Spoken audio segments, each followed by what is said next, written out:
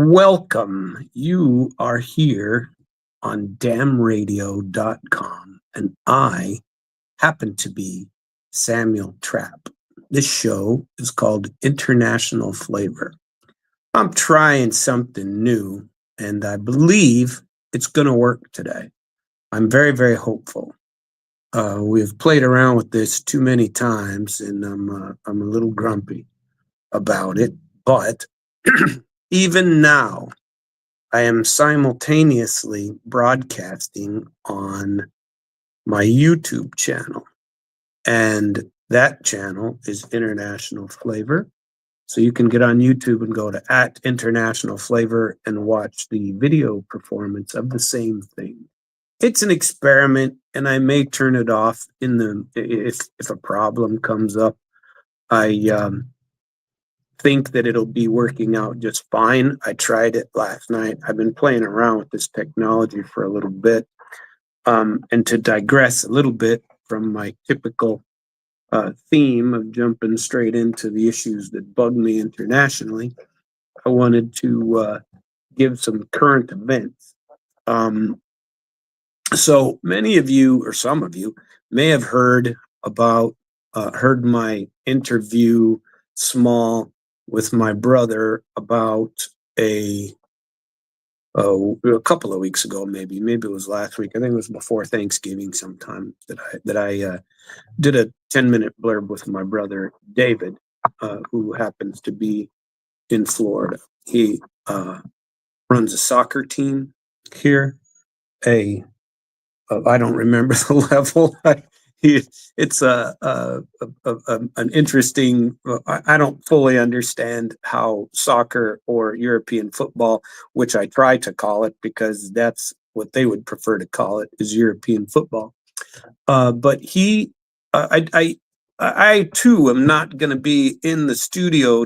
I'm never in the studio, but I can't even remote. I have another obligation tomorrow. So I last night recorded a show which is already out in my YouTube channel because we did the video, and I've got to convert it and play that show tomorrow for you on my International Flavor program. So coming up tomorrow would be an interview of my brother, and my brother is a pretty cool guy.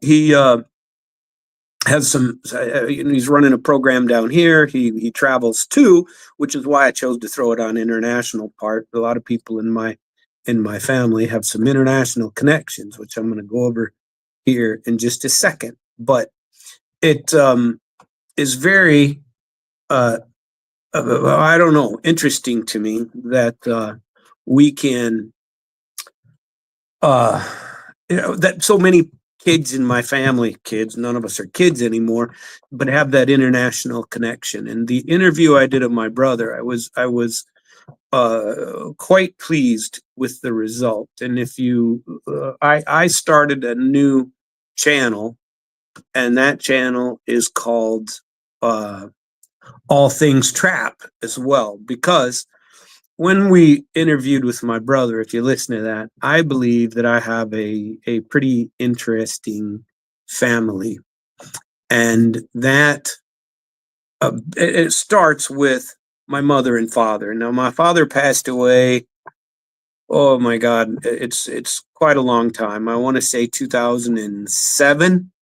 I had a very large car accident in 2006. I crashed a car down there at Lake of the Ozarks and was in a coma for 10 days. They didn't expect me to live. And it was, brain injury, probably still evident from some of the things that I do.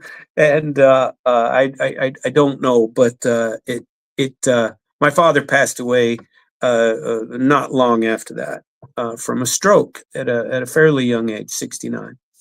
My mother is still with us. My mother is 84, and God love her. That woman is amazing. And I truthfully never thought that when I was a young man, but when you think about it now, we put that poor woman through hell, and there were 12 children, and I'm number seven. So, and basically, my brother David is the oldest remaining child. And my oldest brother, Clifford Michael, who was named after my father, who was named after his father, so he's Clifford Michael III. He passed away, I want to say 5 years ago. I'm pretty sure that's correct. Might be only 4.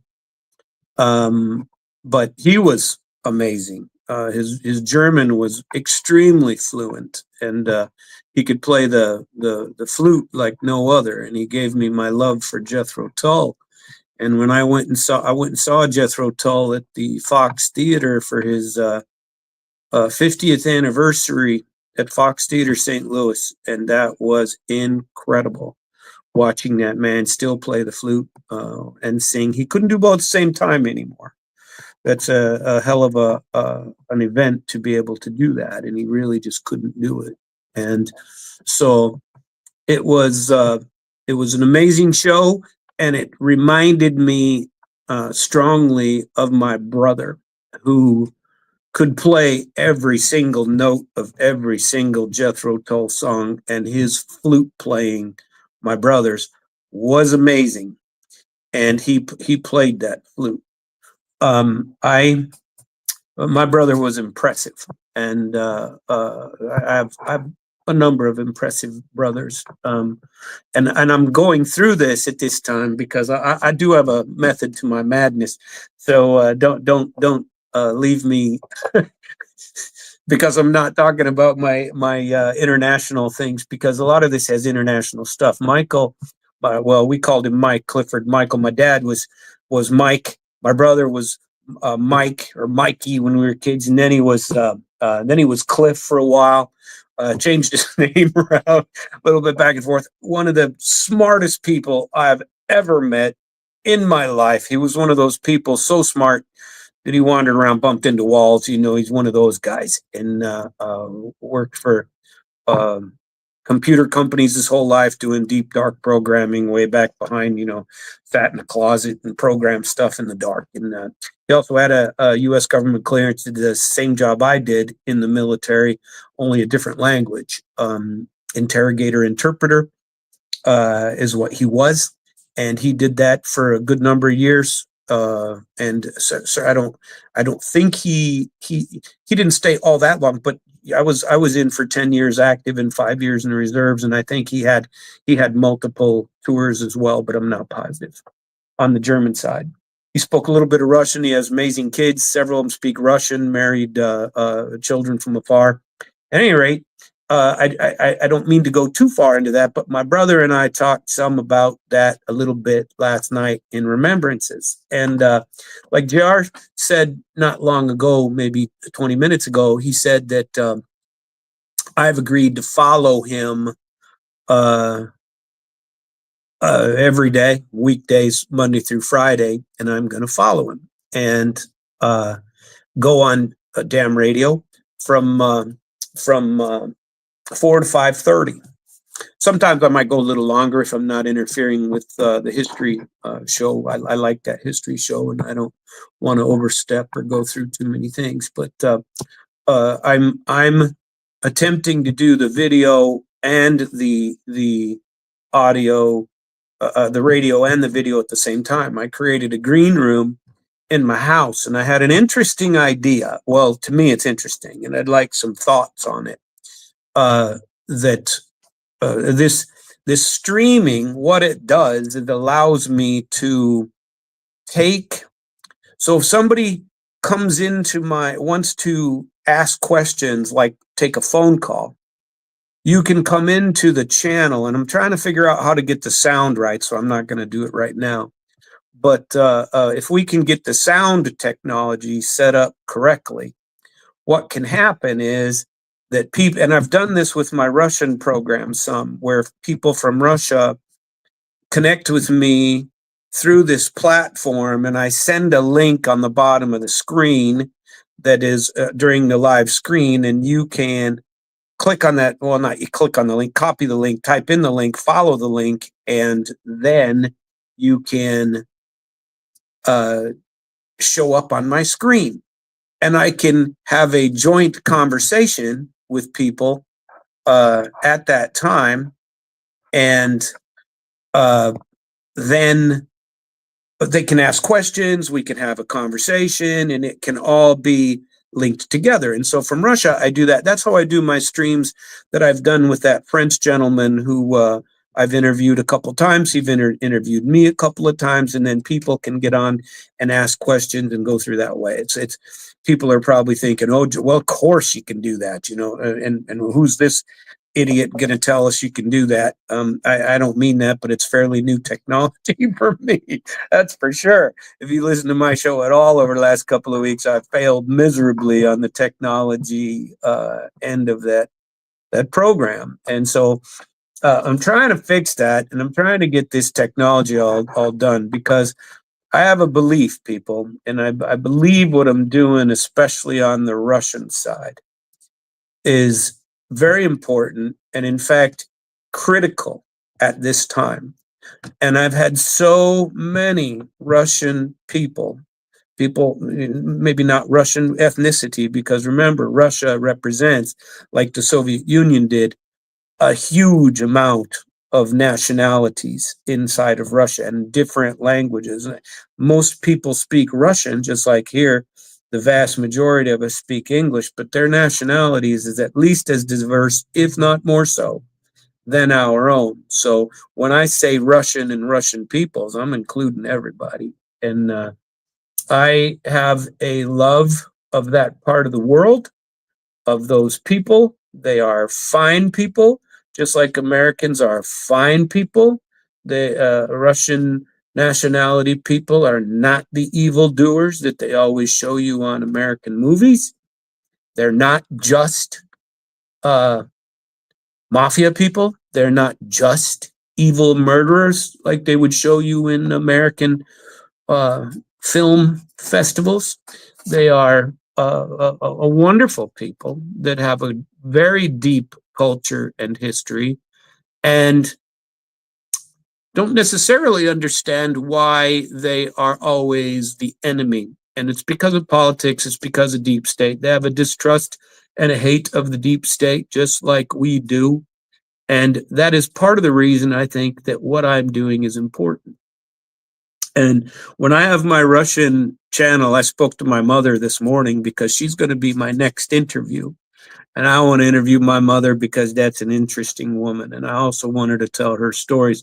None of us are getting any younger, and I want to hear some of the stories from her. And the story of my mother, I don't know if you know this, but in the former Soviet Union and in Russia still, if a woman has 12 children, she is a hero of the Soviet Union, of Russia. She is a hero. She gets an award from the president, and she is a hero.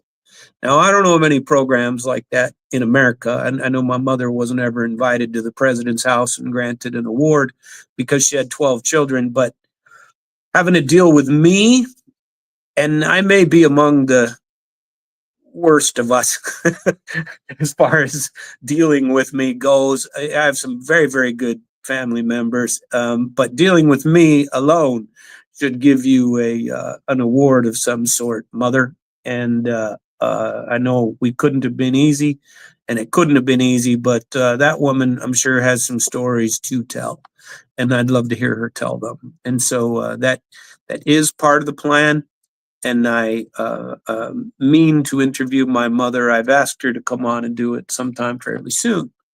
Now, all that to tell you that I also intend on my, and I launched yesterday through International Flavor and through my All Things Trap channel, other members of my family that are, because I've got a bunch of them. And I went through them with my brother yesterday, and where they come from. We all live in different parts of the United States now. It used to be that a couple of us lived out of the out of the country. And I've got a brother who wrote a history book about a World War II fighter ace, and he's agreed to allow me to interview him. He's an attorney in Chicago, and he ain't no yokel attorney. This is very serious. He's got some extremely good recent victories. He's a labor and employment attorney for a very large firm in Chicago, and he became a lawyer the same day I did. Of course, he's held it all together, and I didn't, and that's part of my story today that I want to talk about, and I want to give you the plans for this show and for what I intend to do with it. And I think there's some interesting things to discuss and to view. If you know me well enough by now, you know that I've got a real issue with corruption. When I first came into the radio world, it was 2008, I want to say, might have been late 2007. J.R. Hartenstein, I had no idea who, well, I might have known who he was. I might have met him a couple of times in a couple of events, but that's when I met him. And I met him through a radio program. I paid for the pleasure of being on the radio every Saturday morning for, I can't remember if it was an hour or two, I think it was two, that I was on the radio with JR. And we would talk about things. I was practicing law in Osage Beach at the time, after having practiced law in Jefferson City, and I left it because it was a corrupt armpit. And I never did like Jeff City, and never did care for the backstabbing, the things like that. I just never got into it. I part of it I bring upon myself because maybe I don't know when to suck up and when to shut up, and sometimes I just don't do those things very well. But I had done some anti-corruption things as an attorney practicing in Jefferson City, and my career came through various back doors, and I'm telling this specifically for a reason. I want people to understand where I'm going with this and why I appreciate JR giving me this opportunity, because I intend to tell you some stories from a personal level. I don't care if you believe them or not. That is not my intention to convince you of anything. But you're going to hear it from my point of view. You're free and welcome to go look at it from another point of view. I believe Missouri to be a corrupt armpit. I believe Missouri, Jefferson City, is the root of the problem. And I believe there are some people who wouldn't want me speaking about this because I do know some things. And I believe the most corrupt organization in the state of Missouri is the Missouri Bar. I have received emails from state reps telling me how corrupt the Supreme Court of Missouri is. No, I never said that, but I was trying to get some assistance from lawmakers in Missouri when dealing with my own issue, and that is the response I got was either nothing or most people ignored it, didn't even answer. So they know the danger of trying to get involved, and nobody addresses it. I sent a letter to the governor during that time period, and he had just been elected. I worked on his campaign for a little bit, but be damned if I remember his name. He was the guy they ran off for allegedly having a girlfriend. Do you know if I was governor and somebody tried to run me off because I had a girlfriend, you know what I'd say? I'd say, yep, sure did. Wife, no wife, go with it. Take it. Sure, I did. Yep, I did. Now what? Tell me that everybody in the freaking planet, especially those higher up people, are pure and innocent as a driven snow. You know, that's the part that gets me about this stuff with Pete Hegseth and all these other people that they're trying to condemn as bad people now, acting as if 50% at least of the people up in Washington don't have similar skeletons in their closet. And check this out. People are sending me comments on my deal. I love it. Russia is great. Now let's talk about Sam's favorite topic, Sam. Thank you. I love that. You you might think that, but that's not the case. I'm going through this on purpose, and I intend to tell this story, like it or not. And if you don't want to listen to me talk about me, then don't. Nobody is forcing you to listen to me. But I have a story to tell, and I'm going to tell it. And there are going to be people that disagree with me and don't want to hear this story. And if you don't want to believe it, if you don't want to hear it, you don't want to believe it, fine. But it's going to take me forever to tell it, which is why I can't do it in a single sitting in order to explain this and get to know about it. Thought about writing a book about it. I've hired a couple of people to do somewhat of a biography, because especially if you're an attorney and you don't know this story, you need to know it, and you need to know it from the right person. I'm not sure this is going to work, but I'm going to try to take a phone call and see if I can do this. Give me just 1 second. I see the crystal raindrops fall and the beauty. Are you there, caller? I am here. Wow, I can even hear you. Oh my God, the technology is working. Sounds like you settled that PEPCAC issue. That I did what? You settled that PEPCAC issue. PEPCAC. Yeah, did JR tell you about the PEPCAC? I don't even know what PEPCAC is. No idea what you're talking about. It's an acronym. And I don't know if I should break it to you now or let JR break it. No. It means operator headspace or operator error. Yes? Right. Problems exist between keyboard and chair. Well, that's probably true, but I'm not so sure I fixed it yet. But I am attempting to fix it, and I've come with a bit of a workaround, and it appears to be working today, and that makes me very happy. So. What you found out? Well, I just want it to work. I've gotten pretty frustrated over the last couple of weeks, and that doesn't help you run a reasonably good program at all. In fact, the opposite occurs. So, Sam, I honestly don't think it was an issue on your end. I think it was just a random issue that I heard JR talking about having to reset the iPad or whatever it is you guys run the program on. So I hope you don't get too frustrated, brother, because you're putting out some great information. And I just have to say this, Russia, as long as I've lived, I have never, and I've been around, man, I have never viewed Russia as an enemy. No. You know who I think our biggest enemy is? It's our own freaking deep state government. I've known that since I was under 10 years old. I've been around since the early 60s, man. And I don't know, it's the early 70s. For some reason, I may be getting hyperventilating and imbued with, I feel like I was imbued with some sort of extraterrestrial knowledge that, maybe not extraterrestrial, but extra continental knowledge that Russia, our enemies are not beyond our boundaries. Our enemies are within our own boundaries. And I feel like that's the direction that your show is going, Samuel, and I appreciate it because I just feel like we concur in that.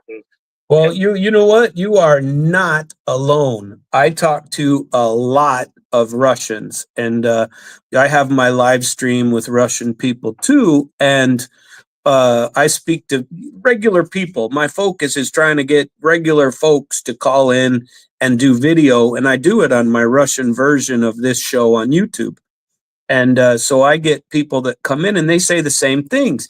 They say, when we hear you and we listen to the things that you say, we find out that their word is adequate. It's adequate, that there are adequate people, which means normal people, thinking people, because sometimes on the other side of the world, they do the same thing. They tend to show us a little bit more as bumbling, somewhat foolish, naive, people. Now, I've always been naive because I always think good of people until they screw me, and more times than not, I end up getting screwed.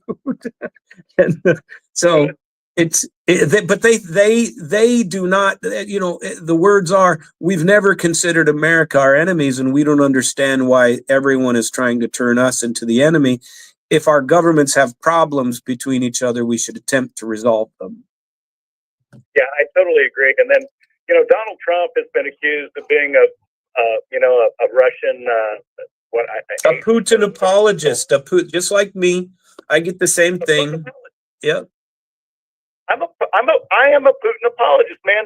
That man has shown extraordinary restraint for how all these leftist control freak fucks have been prodding him and just scaring him to show what Russia's capable of. Well, I understand that. I truly do. I get that because I have a theory, and I don't know if you agree with this, but let me tell you a little bit about my theory. I believe that Russia currently, right now, is going through what America went through in the 40s and 50s after the Depression. Now, our strongest, greatest generation allegedly came as a result of those times, correct? That could be said. Well, it could be said to be true. And in Russia in the 90s, it was a horror story for them.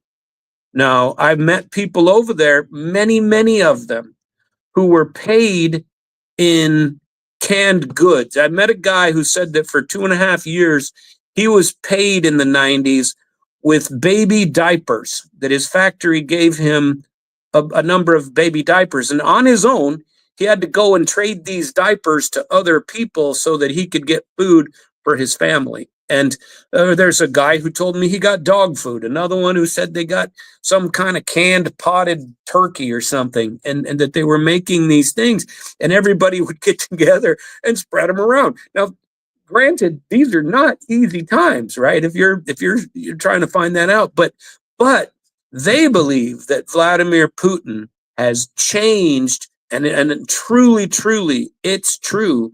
He has changed the very fabric of their country. They are someone to be respected. They've always been very upset about the fact that they went from a world power, a world nuclear power with the USSR and the US, to being nobody. And the US just completely ignored them. And unfortunately, we have idiots in our foreign policy that still believe that to be true. And it absolutely is not. And I don't know how to say this any stronger than that, but my trip to BRICS and going over to Russia and doing that, it wasn't all that eye-opening because I kind of expected some of it because I've been over there twice a year for several years now. And it is not the country of the 90s. And truly, there is 80%, 75% Putin support. Now, you can say that's all fake and made up. I don't believe it. I talked to a lot of people, and it is not that way. I mean, I never shut up in the first place, and if I can never shut up in 2 languages, that's even better, So I don't know. I very much appreciate your call, and it's just.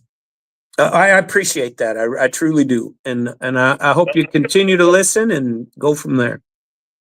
I'm going to make an effort to get on the Babel website and learn a little Russian, only because you've inspired me to do that, Sam. And then last thing I'm going to leave you with, my grandfather, God rest his soul, Homer Eugene Bugs, in quotes, Edwards, was paratrooper in the 92nd Airborne during World War II, and Wow. And yeah, he was never, I think he was in Italy or something, never in Russia. But he said, son, what you're going to come to find out is always the wars in the world are always going to be between the Jews and the Arabs. And to this day, that man was prophetic. So, well, do you know that may not be far from the truth? And I I am always cynical and doubtful of those kind of things. It's just, and I'm not sure how all this ends. I really am not, but it certainly requires more than just saying, "Oh, gee, Putin's trying to take over the world," and that has been all we have said for 30 years.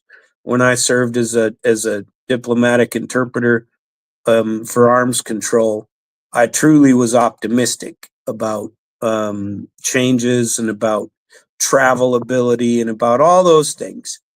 And none of it has come to pass. And I think it's been wrong. I'd like to leave you with a question, my friend. How do you say peace on earth in Russian? Well, the word for peace and the word for the world are identical. So you would say mir v miru, and it depends on if you're giving peace to the world. Я предлагаю мир в мир, but their grammar is different, so a little bit depends upon how you would use it. But mir na mirya, you could say mir na svetia, because sometimes the earth is a huge ball, svetia, and mir na svetia, mir всем на свете.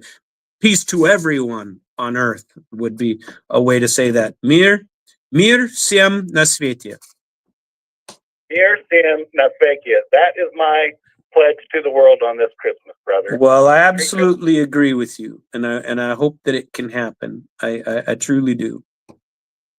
So, thank you very much for the call, and Merry Christmas to you too. And there he goes, as I heard somewhere before. Not sure where that came from. The same person said that I'm a little sensitive about the Red Scare. Actually, I'm not. I'm a realist about the Red Scare, and there is no Red Scare. If anything, the rest of the world thinks that there's... Oh,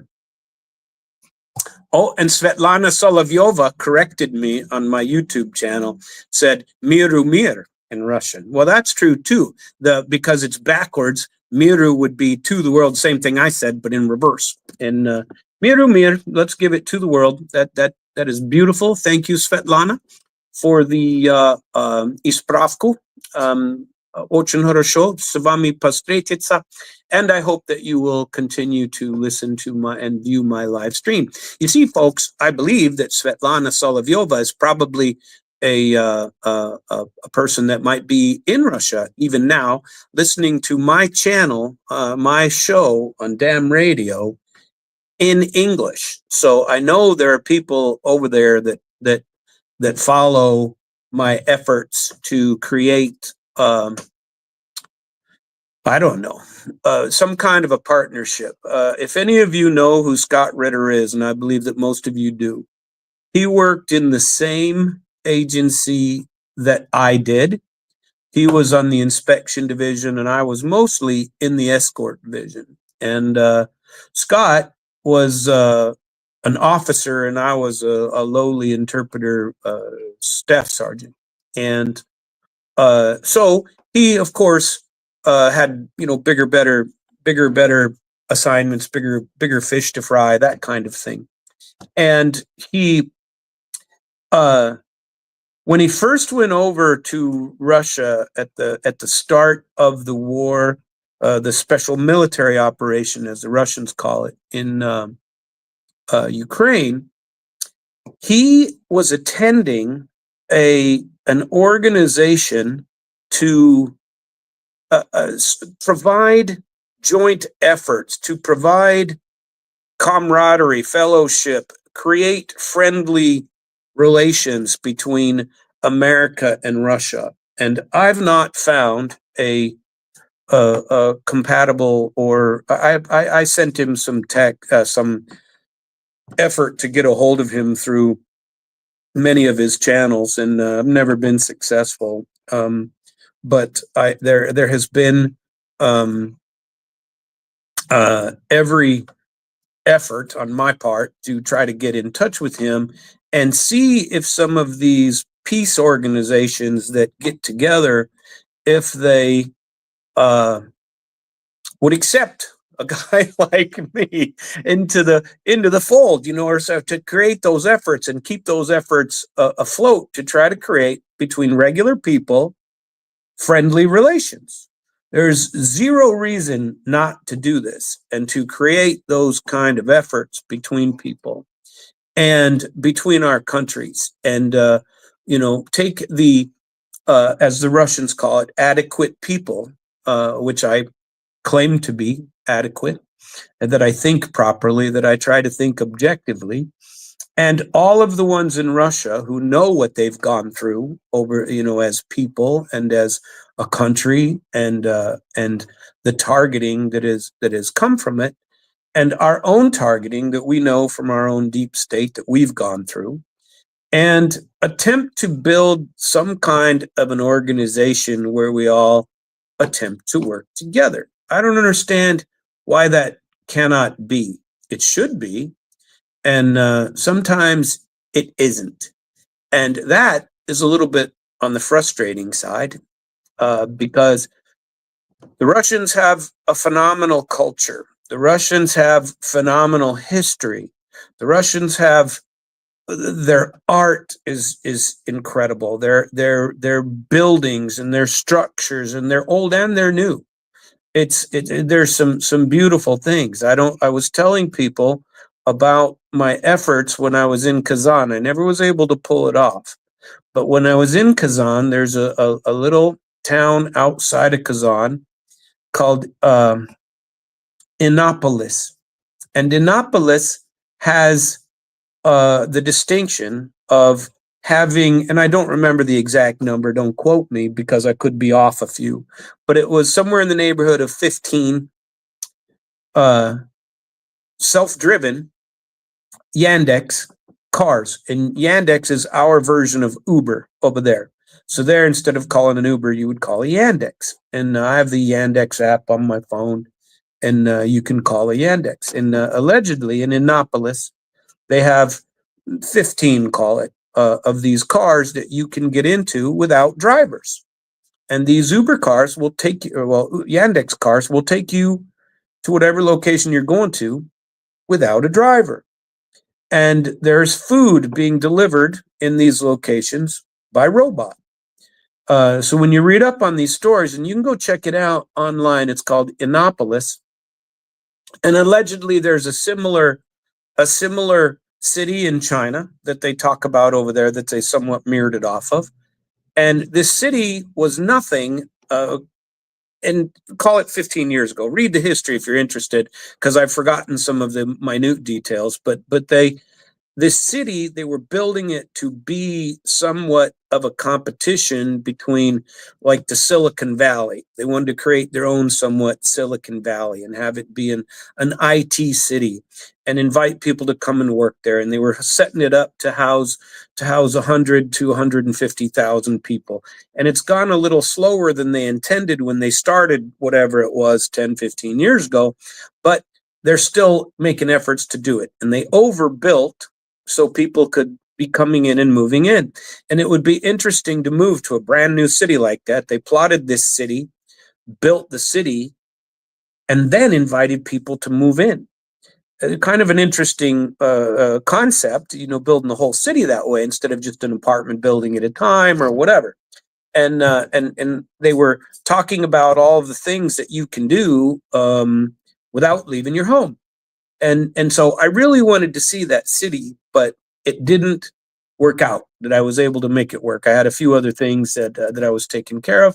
And the day that I intended to go there, I was delayed doing something else, and it didn't allow me to get to that city. And it was a little bit on the depressing side because a few hours, the next day, I think it was, I was in the airport ready to fly out. And that was a little bit not what I wanted. I missed it, and that kind of bummed me out a little bit. But there are some fabulous places over there, and the people are always so nice, and the food is so fantastic. And not that we don't have great places here in America. Don't take that to mean that I dislike. That I'm not a patriot, that I'm not a believer in my own country. I'm a little on the critical side especially after watching the last years of what we have been doing. I'm not really. I don't like it, and I'm not sure what's going on the screen. Is that? I assume that's you, Jr. Yes, but but I'm not touching anything. It's not me. I'm watching the computers go up on the feed to the studio. At any rate, there's many things happening. I seem to have strayed somewhat from my original thesis when I started, and I'm glad of it. It does. I don't have any problem with that. I wanted to announce the start of my programs with my family, and I really do wish to interview some of them because they've got some hella stories to tell. My brother, who lived in Qatar, uh, is a consultant of extremely high nature and value, and helped build the Qatari airport. And if you've ever been in the airport in Doha, which is one of the most fabulous airports in the world, my brother was the senior quality director on that airport. And there's a separate airport next door to that airport for the Crown Prince. He has his own airport, and my brother was involved in that too. But I don't want to misspeak. I'd like to get him on to come and do an interview as well, because he's got some stories to tell. And I lived down the street from him in Doha when we were living in Qatar together, and those were some pretty good times over there in Doha. The city is fabulous. The country is amazing, and the Qatari people are also fantastic. And I have some great impressions of that country, of those people. Spent a year and quite a few months, 4, maybe 6, that I spent there, and very much enjoyed it. I've thought about moving back. I've actually explored a little bit of that, trying to figure it out. And I'm working on it. I might or might not. It depends. I'm open. Let's call it that. But I wanted to get back to what my intentions were with this show. So like I said, tomorrow I'm going to not be able to do a live broadcast. It'll be a recorded broadcast that I've already recorded with my brother and his programs related to soccer and his international efforts to recruit players from other countries. We got into an interesting topic about how agency recruiting happens in those in soccer. I first found out about it actually when I lived in Qatar, and I lived in a villa with a bunch of other Westerners, and we each had our own section of this enormous villa, and it was really cool, right on the ocean. And we pulled together, and I had like the roof of the rooftop villa, 1 bedroom up on the top, and each person, there were like 8 different ones of us that came from the West, and we each had a separate section of the villa, and it was really cool. And a common kitchen, common rooftop area for parties and looking at stuff, and a common outside area with pool and all that stuff. And I met a guy. One of the guys I lived with was a guy from Spain. Oh, he was hilarious. It was a great guy. His name was Alvaro, and Alvaro spoke English with that accent that I sure wish I could duplicate, but I can't. And Alvaro was a fantastic guy that made fantastic paella. He made his own sangria. He was very well versed in many things, and he just loved European football and soccer. Well, we call it soccer. And I remember back then, the U.S. had some teams, and the U.S. has been involved, and that's why you should listen to my brother tomorrow, because he understands this. And I asked him a few questions about it related to American efforts to interfere with how European soccer has been growing and dealt with since the very beginning of these international leagues. And it has to do with how agents get paid, how clubs that develop a player get a portion of his earnings if he ever gets picked up by a pro team. And so you keep track of those things, and how America doesn't necessarily do that. So it was an interesting topic coming up tomorrow night with my brother. It's on video now on my All Things Trap channel, and you can go out there and look for International Flavor and my interview with my brother David Trapp. And it's an interesting program set for tomorrow. As I said, I do intend to interview my brother who wrote the book about the World War II pilot. I intend to interview my mother just because she has a crazy story and can tell you about her 12 children, her, I don't remember the number, 63 or 64 grandchildren, her 90 something great grandchildren. And there is no way I can calculate or even know all of the participants in that family, in our family. And so part of the reason for creating my All Things Trap channel was to have them get on and upload their own stories. Now, All Things Trap is not a closed channel. If you're interested, hey, feel free, jump on there and go to All Things Trap channel on video. And you can, it's very new. I just created it. And there's only a few things about me, my brother, a couple others. And I'm trying to get people to send me their introductories so that it can go, and it may not go anywhere. You know, people have their own lives that they're doing, and I'm not going to do it if it's all by my lonesome. But every time I interview somebody, because most of them have already agreed to be interviewed, I do intend to put that out. I have a great resource in the family that I do have, and there are a good number of us that have international events. I have a brother, the one who lived in Qatar, speaks fluent Norwegian. And I had my oldest brother, the one who passed away, spoke fluent German. I have a brother who speaks fluent Thai.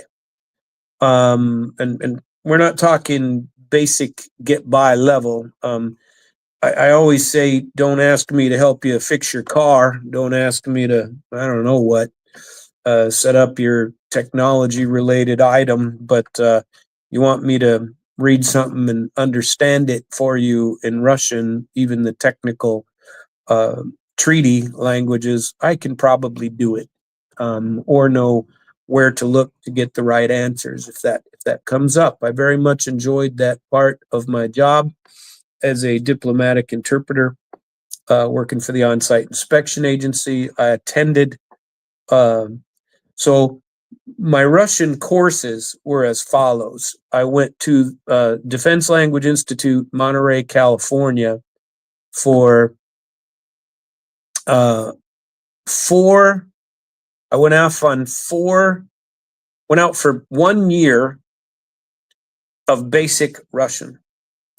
Then I was picked because of my language skills, my speaking skills in specific. I was picked for this on-site inspection agency. And then I was sent back to Defense Language Institute for a 1-year treaty interpreter course for the INF Treaty, Intermediate Range Nuclear Forces Treaty. That was a year I spent there learning treaty language and in Russian. And then I was assigned to the on-site inspection agency, which had 2 divisions. There might have been a third, but 2 in America. Can't remember if we had opened the third one in Europe yet, or was not real positive, or if it was just a part of another base. But there was an OSIA on-site inspection agency in San Francisco, another one in Washington, D.C. And in Washington, D.C. is where I was stationed. And when I got there, they were just creating, used to be just 1 division. But when I got there, they created a 2nd division because it was getting so big that they created a division. And I was one of the first, if not the first, person assigned as an interpreter to the escort division. So, yep, I'm an escort. And I worked as an escort. And mainly that meant going to, name it, you pick. I remember doing a great arms elimination of the Pershing 2 in Tyler, Texas. There's the Longhorn Army ammunition plant, and we would go there, and we had to destroy the Zrivchatki, the detonators. We had to get rid of the detonators, had to crush the housing that held the nuclear weapon, get rid of the detonators, and then go through all sorts of inspections and mark them off. And so we would do a good number of them in a 3-week event and get rid of them. And they were doing the same thing in the Soviet Union, getting rid of the SS-20 missiles and getting rid of intermediate range nuclear weapons. Well, then I got I got sent to the NATO Russian school, which I don't even know if still exists anymore, but it was in Garmisch-Partenkirchen, Germany, Bavaria. Beautiful. And I got sent there. That was a 6 to 8 week course, don't remember. And I got sent to that course for the treaty inspector course for the INF treaties. It was a general treaty inspector course for that side. And then I went home, and it couldn't have been 6 months later, I got picked to go to the nuclear threshold test ban treaty course. And I went over again to the NATO School of Russian, another couple of months, and went through the school there for to learn underground nuclear testing treaty interpretation, words, methods, scientific things. And so we were learning science in Russian for nuclear testing. And then I got sent back and was on the ground at the Nevada nuclear test site for the time periods when the Russians were inspecting our underground nuclear testing.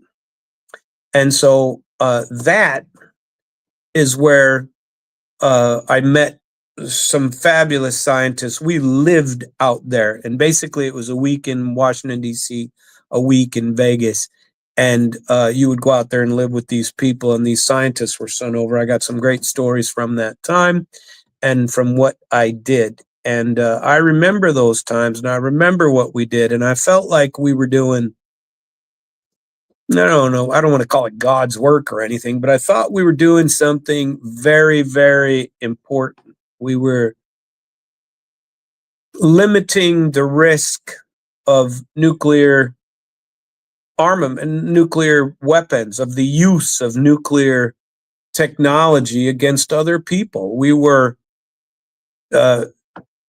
someone's asking me on my stream online whether Trump blew up those treaties.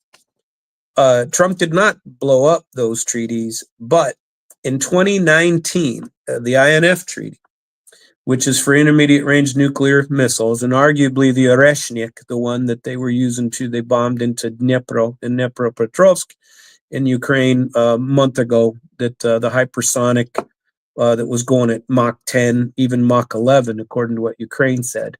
Those wouldn't be possible if the INF treaty were still in being observed by both sides. Now, Trump pulled out of that treaty.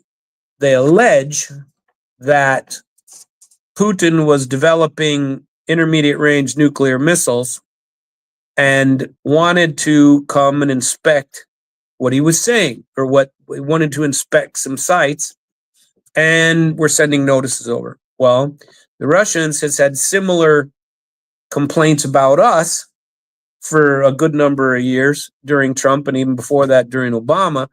And they wanted to come over and inspect some of our facilities because there were things going on in Eastern Europe where the U.S. was putting weapons into former Warsaw Pact countries, and they kept putting them in, and we weren't allowed to see them. They said they were not subject to any of the treaties, and we're not, wasn't a part of it.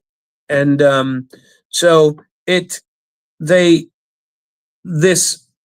don't want to call it a pretext, but, and I'm sure there was some basis for it, but nobody could verify. So these treaties are heavy, heavy, heavy on the verification part. Do you remember during Reagan, when this treaty was first signed between Gorbachev and Reagan, the word was trust but verify.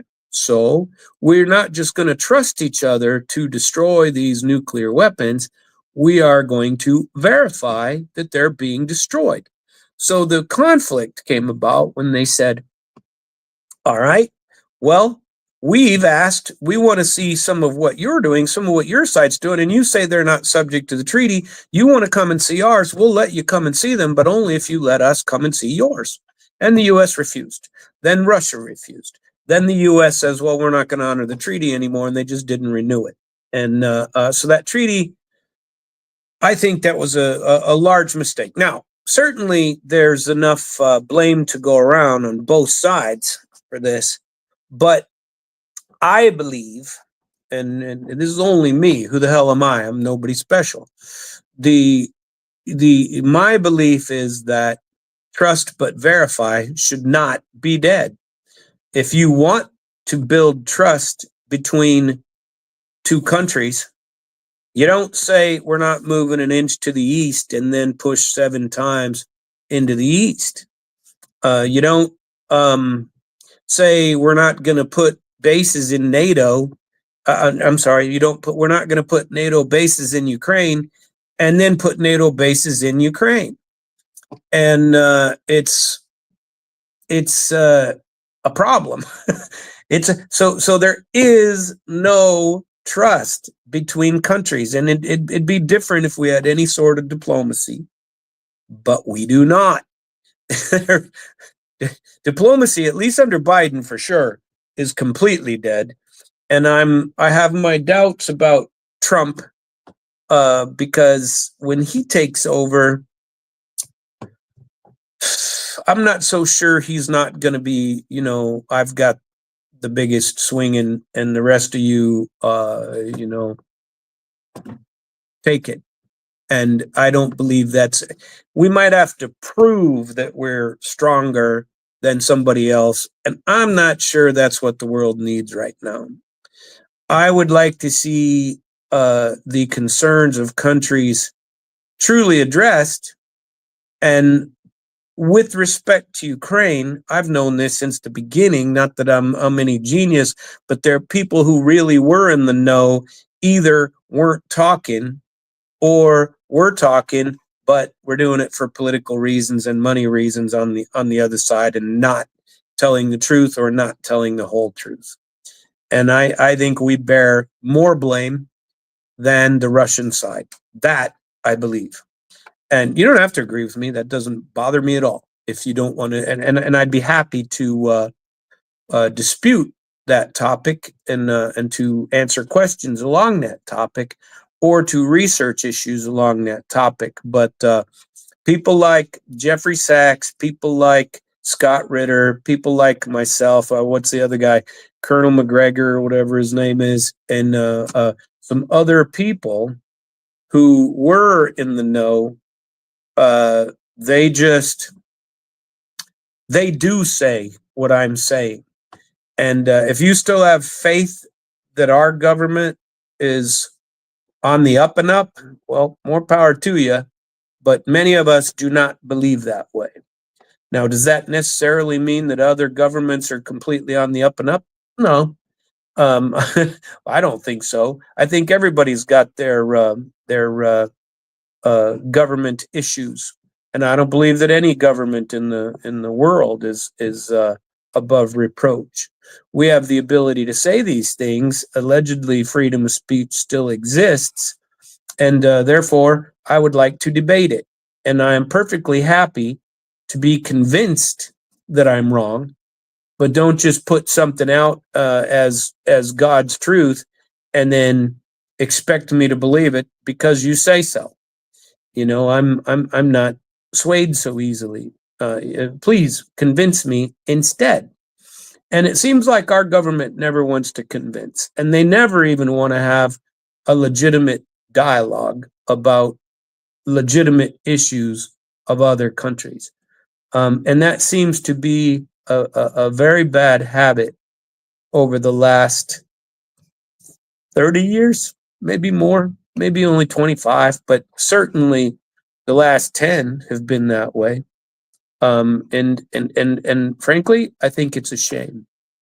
And so I do intend to continue on this track in providing information about some of the topics that are of interest to me. And there are plenty of them. And I found some clips to tell you and some things that I would like people to, you can view them on your own. You don't need me to do it. But if you go to YouTube and check out some of the people that are um, popular on the Ukrainian side, I think that would be well worth the effort to go and watch some of my favorites, where I get some of the news. And you can get your own wherever you like, but I like to listen to one of my favorites. Let me get to my subscriptions here so I can tell you where he is. I'm on the wrong page right now, but here you go. My prescriptions. Let's not talk about those. No, my subscriptions are they include people like the I like to listen to Al Jazeera English. I like to listen to a couple of those for some variety. I started that when I was in Qatar. And I remember when I lived in Qatar, and my boss was from Lebanon, and he was great. Introduced me to some food. He was educated in San Francisco. He built himself a pretty good company over there, selling telephones, Huawei telephones. And I remember reviewing some contracts between Huawei and in Chinese, Huawei in Arabic, and the nation of language was English. So I remember looking at those and commenting on speaking between the two parties. It was kind of interesting. But he had a great company, and he was a Huawei guy, and the phone company over there was called Ooredoo, which is a T-Mobile affiliate of some sort, and but that's what they used in the Middle East, Ooredoo. And this guy would talk about some of the Fox News things, right? He came by my computer one day, and my homepage, I opened up my homepage, and back then I was trying to follow U.S. news and some of the things that were going on, and I didn't trust anybody, but I mistrusted Fox the least. And so I remember watching my homepage came up, and Wissam he says, "Oh, you're not one of those guys." I said, "One of what guys?" And he goes, tell me you don't listen to Fox News." I said, "Well, I don't know that I listen to it. If I'm going to go, I don't watch the news hardly at all anymore. But if I want to get something, this is where I go instead of CNN or any of those guys." He goes, "Oh man, those guys are so full of crap. You need to," and I said, "Why are you saying that?" He goes, "Well," he said, "the ones that lie the least are probably CNN and those type of channels, but Fox, oh geez, they twist everything." And I was like, "Oh, well, whatever." That I didn't really care. But he said, "If you want to get real news," he said, "listen to those that provide the news. Why don't you try some Al Jazeera?" And so I started doing Al Jazeera in English. And then I remember that was one of the first times that I would logged into RT News in English.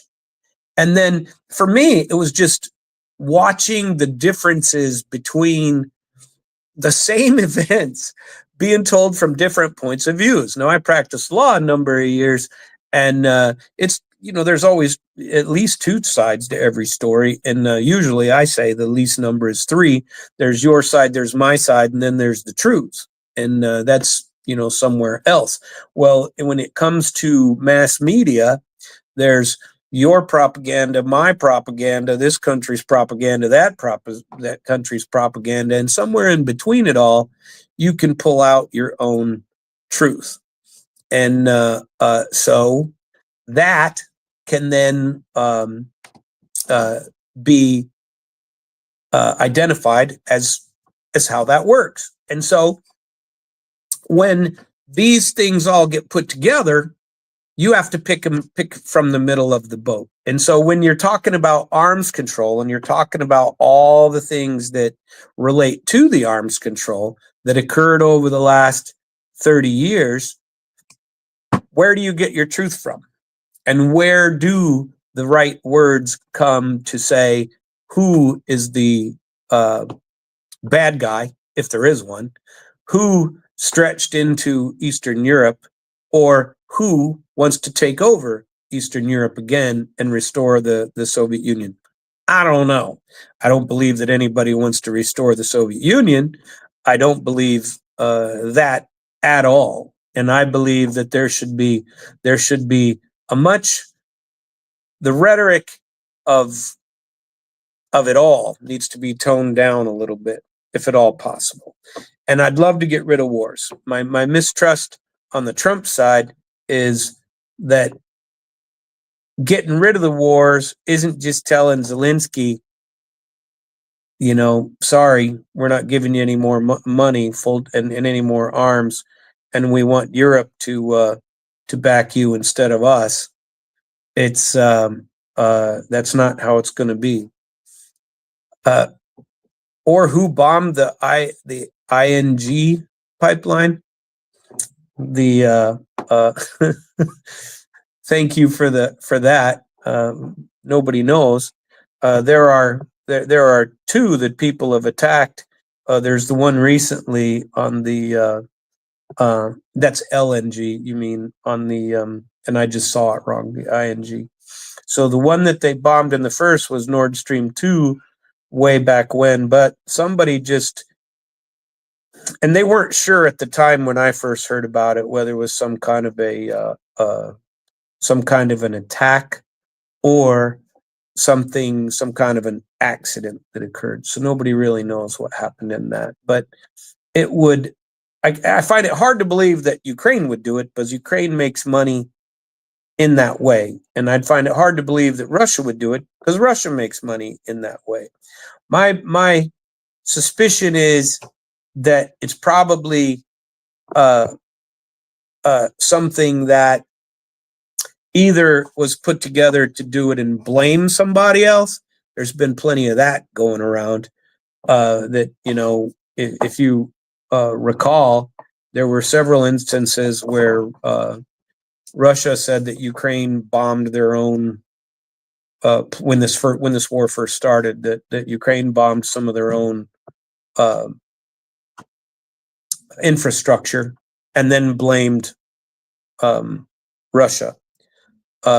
If you're not aware, there's a large set of canals that goes into the Donbass, and I forget the name of the reservoir, but there's an enormous reservoir that they open up and allow water into the entire Donbass region. And from 2014 to 2022, it was controlled by the Ukrainian government completely. And the Russians were always saying that the Ukrainians were turning off the water and not allowing any water from this reservoir to get into Donbass, which in the entire Donbass region, which created severe hardship for the population living there. But the Ukrainians, the Russians have accused the Ukrainians of all kinds of things as far as infrastructure. And immediately when the war started in 2022, there was the Ukrainians blamed the Russians for turning off the water. Saying the Russians took it over and now they're not providing any water. And then the Ukrainians, turned and blamed the Russians. So who knows? Nobody knows the truth of any of those things. And they may come out in memoirs later of somebody who had something to do with it.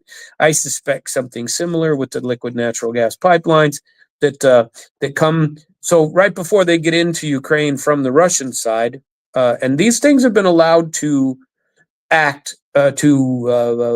be active through the entire past 3 years.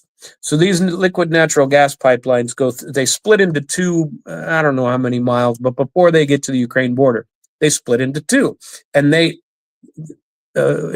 you thought what started in 2014? The war started in 2014 from the Ukrainian side, as far as beating up on the Donbass region and Crimea and those sorts of things. We'll get into that later. On the liquid natural gas pipelines, that happened through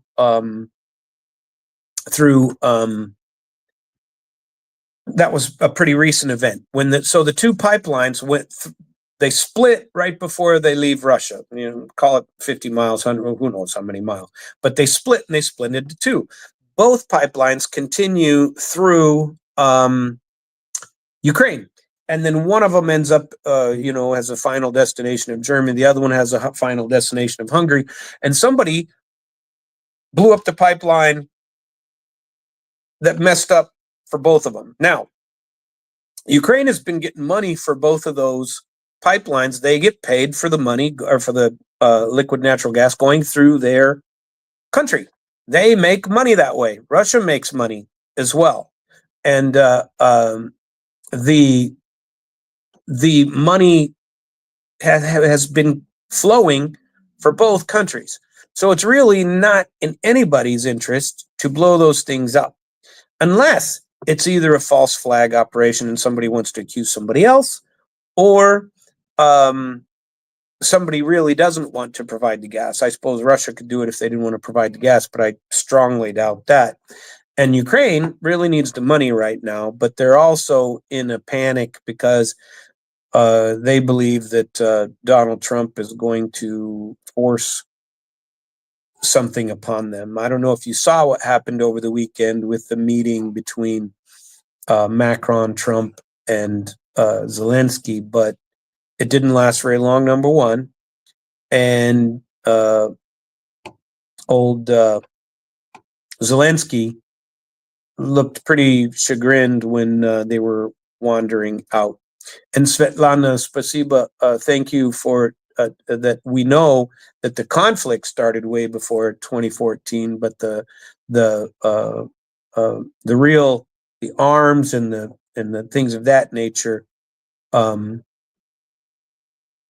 was the real war portion, where the Ukraine was attacking its own in Donbass, was 2014, if I'm not mistaken. And if I am, then correct me. That'd be great. But here in America, a lot of people still believe that this war didn't start till 2022, and that is not the case. And so I'm glad we're able to get to dispel that small rumor of this case. Well, I severely strayed by paying attention to some of these texts that come through on the video side of this from where I wanted to be. My intent is to certainly speak about all things international on the first in the first case and how they relate. My particular area of pleasure and of interest to me is Russia, Ukraine, all things Slavic nations. And, Ukrainians are also, for the most part, good people, just like the rest of us. We have our share of boneheads. There are plenty of those to go around, and in everywhere you go.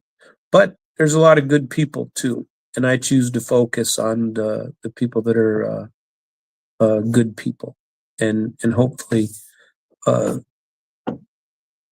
saner heads prevail, as they say, and that we can get rid of this war, this conflict, and resolve this in some reasonable way. And as far as Ukraine, frankly, I think that would include cutting them off. I think the only way to bring a real end to this isn't just give in to Russia, it's stay out of it. It wasn't our affair in the first place. And we're the ones that have been funding this. This was over. And I don't want to rehash what everybody already knows, but this was over in April of 2022. And they had made an agreement. And, a memorandum for creating an agreement was done in April of 2022. And if the U.S. in Great Britain, Boris Johnson and Joe Biden hadn't insisted that we'll be with you to the end, Ukraine, go on out there, keep on fighting. We're not afraid of Russia, and you shouldn't be either. Um, Russia's backwards. They're this, they're that. None of which is true. But let's ramp it up. We trained you guys because the Americans were over there training the Ukrainians for years, and it didn't do them any good. We need this war to go away, and I think, they say that Trump can do it in a day. I think if Trump announces now that, and he allegedly said something a few days ago that funding is going to dry up after he takes office, funding for this war. And that is a tough answer. It really is. But it's the right answer, in my humble opinion, if he actually holds out to that. I'm not sure that a lot of people are going to allow him to, and I don't mean allow him, that aren't going to fight against him to keep this going. If you see any of the people that are busy making sure that as much money and as much arms get over to a corrupt government as possible, you have your head buried in the sand. And it's a shame that people are dying. That I don't believe they're dying for their own cause. If you can get on and listen, there's a good number of Ukrainians. There's the percentages are sometimes mixed up, but there were or misquoted or whatever. But you hear numbers of 54%, 58%, 52%, over 50 of people that are willing, of Ukrainians that are willing to give up the Donbass, Zaporizhia, Kherson, of course, Crimea, and in exchange for this war going away. They're not against it. They're tired of people dying. It was now, get this, read the news last night that the intent is to mobilize an additional 200,000 for Ukraine next year, 200,000 soldiers. And you know how? They're going to allegedly change the draft age from 25 to 18. Now imagine this. You have a very well trained and entrenched Russian military right now that have already destroyed all of the professionals on the Ukrainian side. The army's in shambles. The equipment is in shambles. There's no way they keep arresting people on the street, 45, 50 years old, arresting them on the street and sending them off to fight on the front lines. And they're losing. And it's not going to end. So now as Ukraine, I have an idea. U.S. said if we lower our draft age to 18, we'll get the 200,000 people that we need. Yeah, but those aren't career soldiers. Those are kids out of high school. I wouldn't want to have any of them in a foxhole with me for at least a couple of years. Let's get some training under their belt. But you know what they're going to do? They're going to take these poor kids and throw them into a quick training class, send them off train, show them which end of the weapon to point toward the enemy, and then off you go to die in the front. And I don't see that as a viable answer. Somebody with a brain has to stop this. And you can say a lot of things about Donald Trump, but I believe he's got a brain. And if it's a hard sell and you just have to say that's the end and we're not funding you anymore to get them to listen, well, then so be it. But somebody has to do something. And it could be that it could be, and I don't have as much faith in Trump as I ought to have, to be truthful, because Trump is, especially with, and I mentioned this the other day already, and I apologize, but I'm not a huge Rubio fan. And that guy is a war lover. He likes his arms as well. He likes talking tough as well. He wants to do that. And so I fear that kind of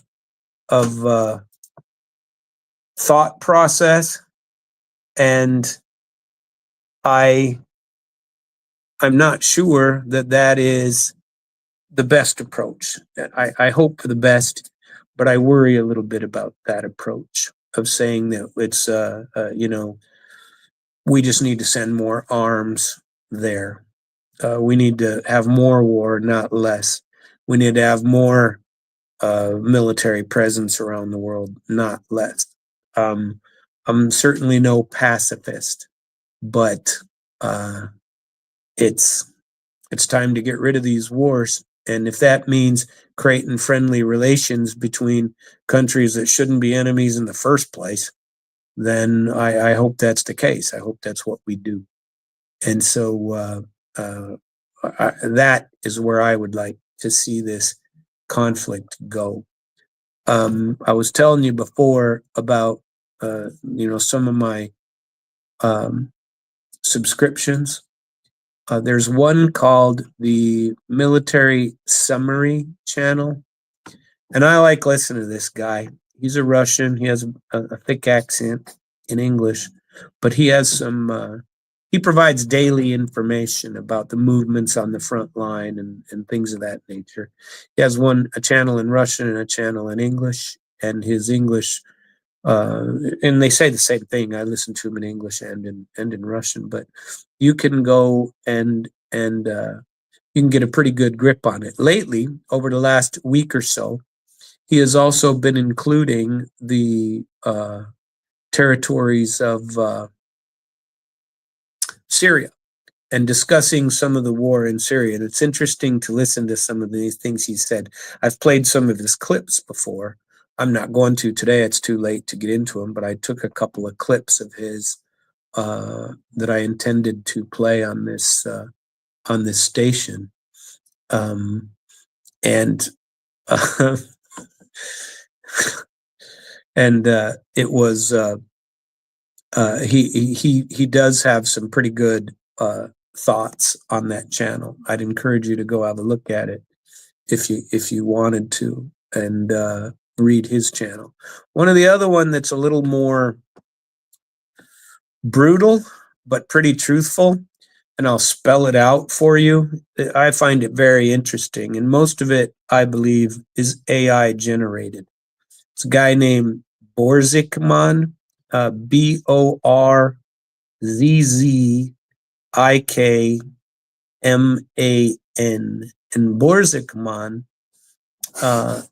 puts out short little 6-8 minute videos wherein he discusses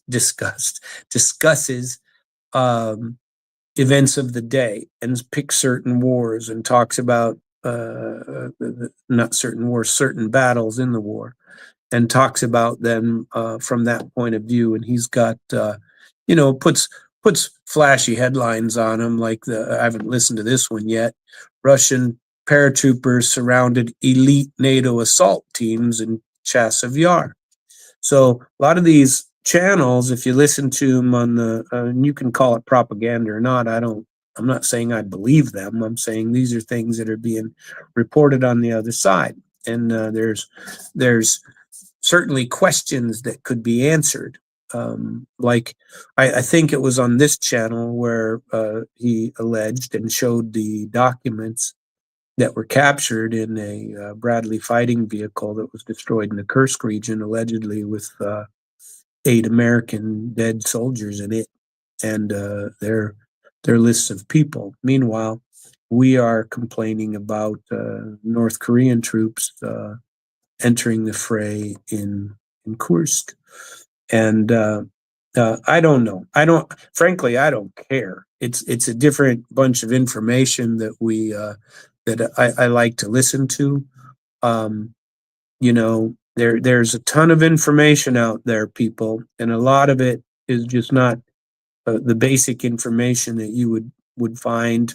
Certainly not on the American side, although we have a wealth of information to find over here. And I like to put out my share in my my side, if you want to call it that, my own side. Whose side are you on? I'm on my own side. I certainly want America to be the country that I thought it was and that it used to be. And of course, it may not have been. I may have had the wool pulled over my eyes even back then. May have been a naive believer then. And you might say that I'm a naive believer now, that I listen to propaganda from other countries, like on Al Jazeera, like on the Russian, but I listen to my share of NPR, my share of MSNBC and the other news channels, my share of Fox News. I don't trust any of them. And I don't necessarily trust those that I'm listening to on the Russian side either. It's just another take, sometimes on the same problem. And you find out other perspectives and other points of view, and you can pick your own. And I appreciate every one of you listening to the program tonight. I appreciate that you tuned in, whether through Damn Radio or through my English version stream on International Flavor on YouTube. I appreciate that. I'm very glad of it. I appreciate the opportunity that JR gives me to give my point of view on these issues, and I intend truly to talk about my own issues with the corruption in the state of Missouri, and I do intend to get to that. And I want to put that information out there because people need to know what it is and all of this tied together. I am Samuel Trapp. This is International Flavor, and I appreciate each and every one of you. A little bit about the schedule coming up. Today is Tuesday, and I'm getting off. And there is, I'll go through Wednesdays. We have Damn Swag, Gabby Hayes, Really Big Shoe, International Flavor again, and Radio Free Missouri. And that is all I have today. Thank you very much, and have a good day. If you can